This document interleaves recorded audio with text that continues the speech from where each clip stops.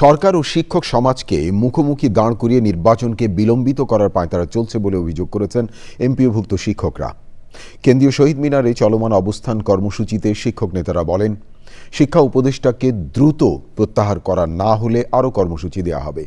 প্রজ্ঞাপন জারি না হওয়া পর্যন্ত অবস্থান কর্মসূচির পাশাপাশি শ্রেণী কার্যক্রমও বন্ধ থাকবে বলে ঘোষণা দিয়েছেন শিক্ষকরা।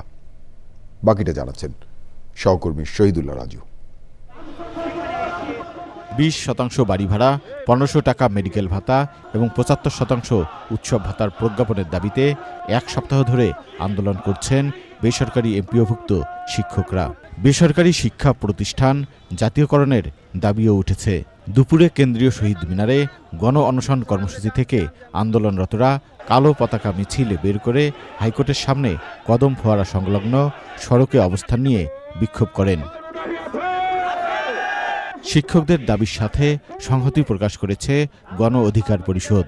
এত লুটপাট হচ্ছে, অর্থ পাচার হচ্ছে, দুর্নীতি হচ্ছে, আর শিক্ষকদেরকে আপনারা সম্মান করছেন না, এই দাবি কেন মানতে পারছেন না? বিক্ষোভ মিছিল শেষে আবারও শহীদ মিনারে ফিরে আসেন শিক্ষকরা।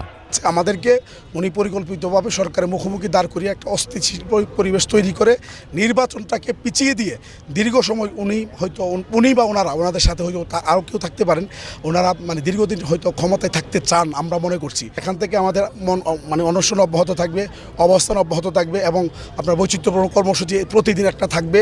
5ই অক্টোবর অর্থ মন্ত্রণালয় এমপিওভুক্ত শিক্ষকদের বাড়ি ভাড়া মাত্র 500 টাকা বাড়িয়ে প্রজ্ঞাপন জারি করলে তা প্রত্যাখ্যান করে 3 দফা দাবিতে আন্দোলন শুরু করেন শিক্ষকরা।